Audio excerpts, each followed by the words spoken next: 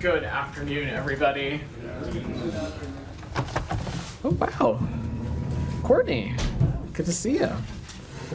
I don't have anything off the top, so Sean, you want to kick us off? Sure. Could we start in Syria? Yeah.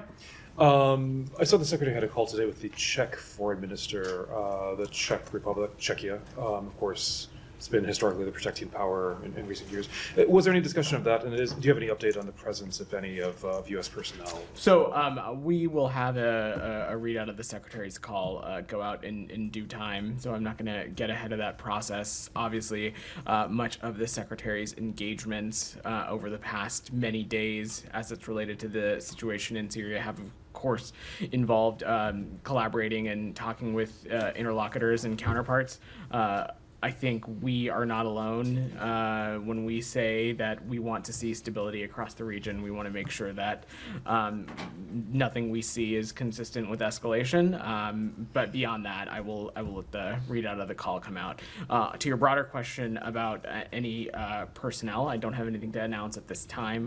We don't have any personnel on the ground in Damascus at the moment, and we're continuing to assess the situation and consider when might be the appropriate time for personnel to go into Syria beyond our concentrated presence in the Northeast. Sure. I can defer back, but let me just ask one more thing on that. There's been reports today of some deadly fighting in the north of Syria involving the pro-Turkish fighters and presumably with the Kurds, the Syrian Kurdish fighters.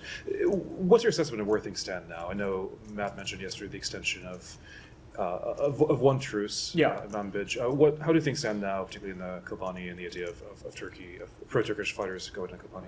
So that's exactly right. I'll echo what Matt said yesterday, is that the ceasefire in Manbij has been extended and is holding. We're closely monitoring the situation around Kobani, and while the situation is fluid, we're not seeing large-scale fighting or large-scale incursions, and I'm not going to get into private diplomatic discussions, Sean, but we are working hard, as I said, to avoid escalation, especially in northern Syria. Most important to us is continuing to work with our local partners, the SDF, to carry out the shared de-ISIS mission. That's a top policy priority for this administration. We've made that pretty clear as soon as it has been the case even before the Assad regime fall. And broadly, though, Sean, I don't want to operate in hypotheticals, and we're just going to continue to monitor what's happening in that region and take it from there. Can I pivot to you, Matt? Yeah, sorry, I was on the phone. I missed the very top. I assume that you started with Syria? Syria. And the secretary's call with the Czech? Yes, we'll have a formal readout later today. I thought there was one. I will double check on that. But in answering Sean's question on the call, as I mentioned, talking about peace and stability across the region, and of course, making sure that there's nothing happen that we would view as escalatory has been a priority for us. It's been a priority for partners in the region, but I'm not going to get into more specifics of the call beyond that.